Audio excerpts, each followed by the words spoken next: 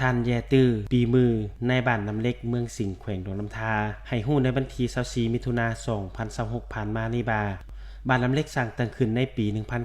1979 ห่างจากเทศบาลเมืองสิงห์9กิโลเมตรเป็นชนเผ่าอาคามี111หลังคาเรือน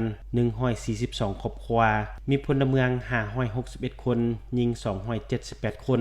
อาชีพต้นตอของพ่อแม่ประชาชนแม่นถือเอาการปลูกฝังเลี้ยงสัตว์เป็นต้นแม่นการปลูกอ้อยและยางพารา1ปีผ่านมาสามารถสร้างรายรับเข้าบ้านได้ทั้งหมด20ตื้อ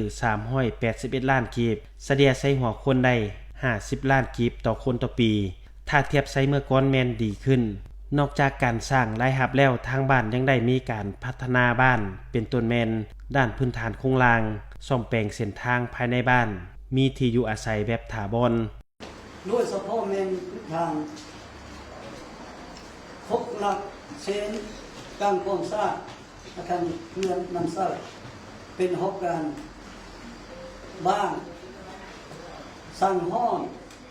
ระบายน้ำเสียงสร้างเส้นทางซอย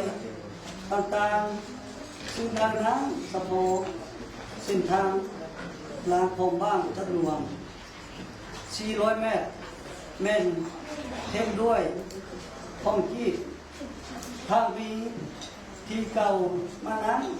แม่นสั่งตั้งขึ้นด้วยคือห้องของสาวบ้านน้องนั้นเวลาครอบครัวชีวิตกันเป็นกองได้ฮักกันปะปูน